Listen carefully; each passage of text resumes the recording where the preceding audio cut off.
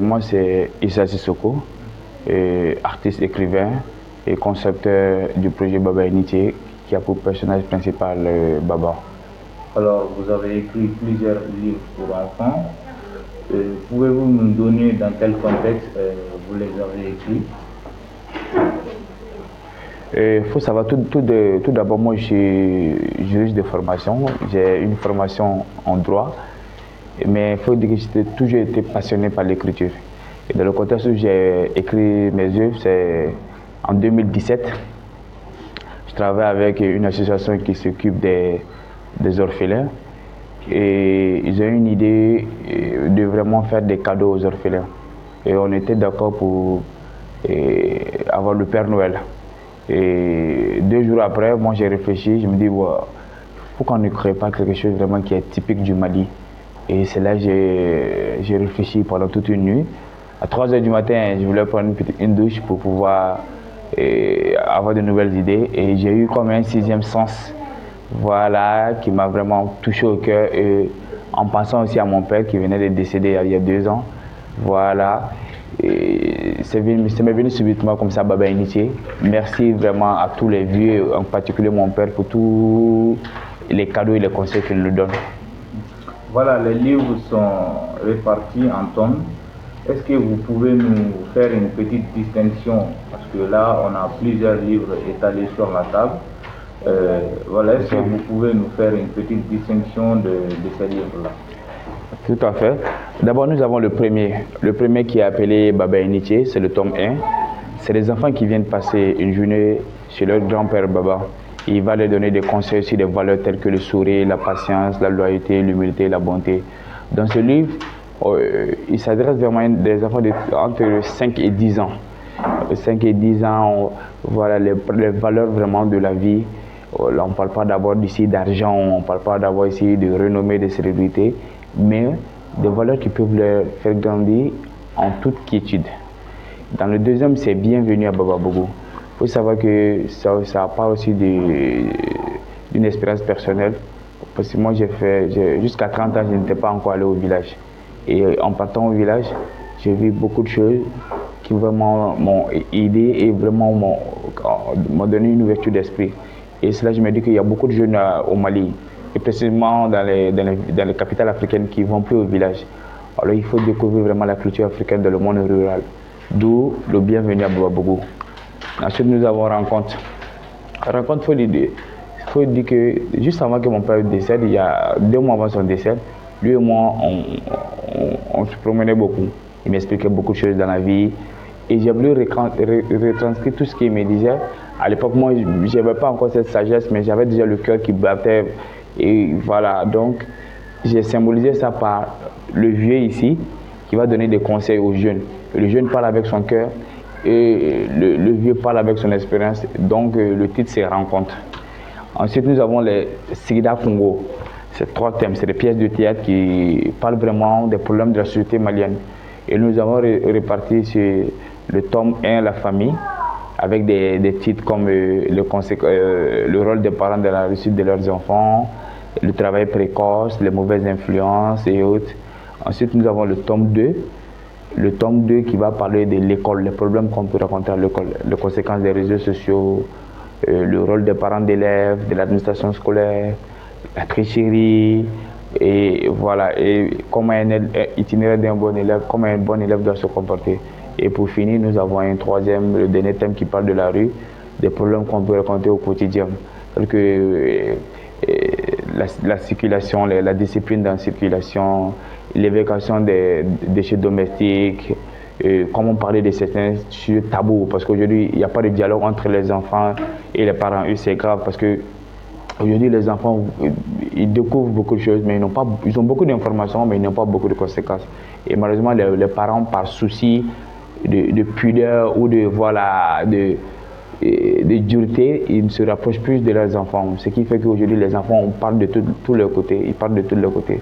Et vraiment, Baba, ici, dans sa mission, on veut renaître le dialogue entre parents et enfants, comme ça se faisait avant dans notre société. Voilà. Oui.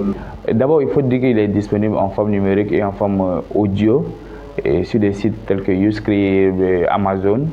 Nos œuvres sont là-bas. Maintenant, les versions physiques, nous on a opté pour la vente directe.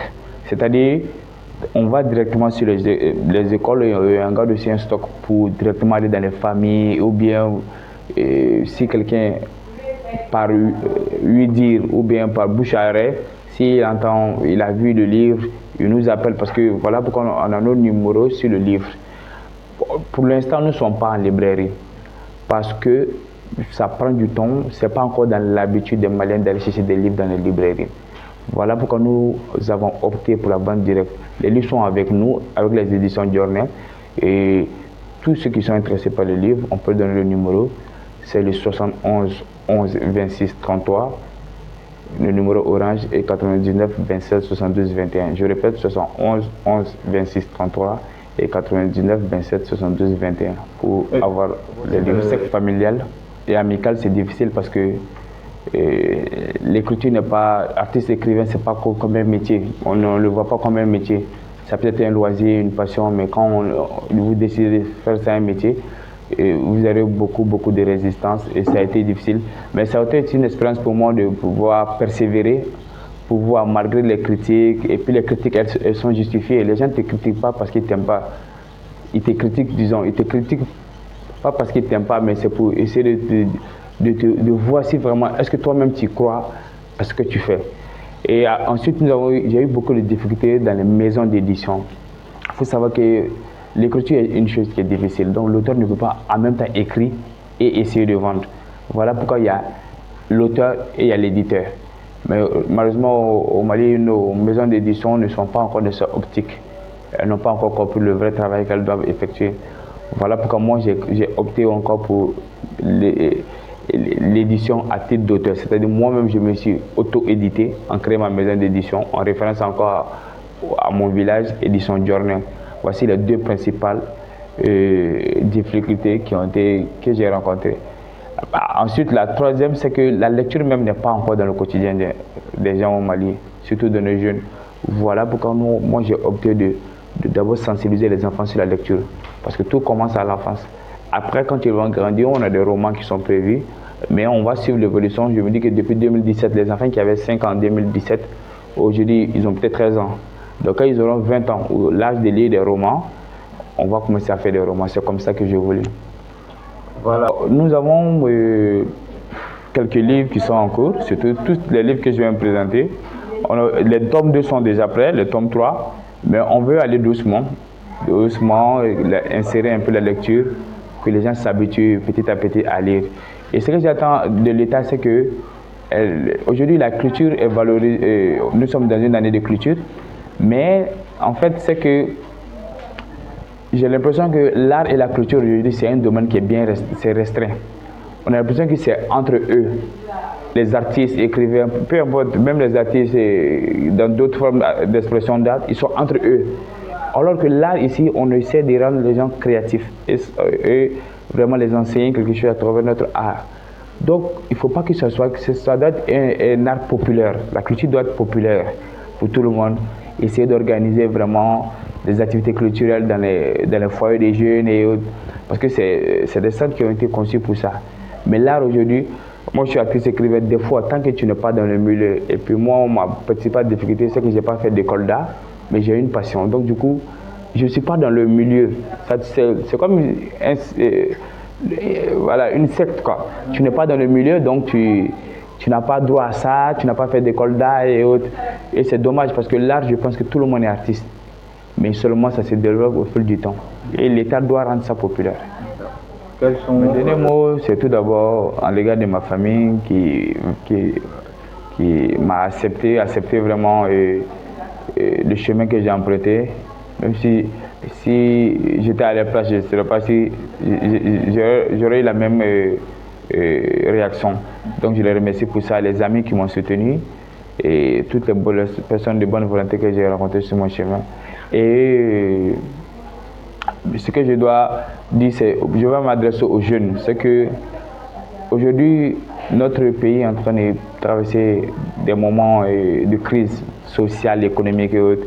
Mais il y a un phénomène dont les gens ignorent. Aujourd'hui, il y a beaucoup plus de jeunes en dépression aujourd'hui. Qui ne vont pas bien. Et c'est vrai que c'est silencieux parce que c'est des sujets qui sont tabous chez nous. Mais à travers l'art, vu mon expérience, on a pu vraiment aider beaucoup de personnes à travers l'art. La rage qu'ils ont, l'énergie qu'ils ont, s'ils peuvent l'investir dans une activité artistique, ça va les aider. Encore une fois, nous mettons l'accent vraiment sur le gouvernement. Je suis d'accord, les activités sportives, ça aussi c'est important. Mais tout est important pour un jeune. Il va tester beaucoup de choses pour pouvoir dépenser son énergie. Parce qu'un jeune qui a de l'énergie, s'il n'arrive pas à le dépenser, c'est une bombe à retardement. Merci beaucoup. Merci beaucoup à vous.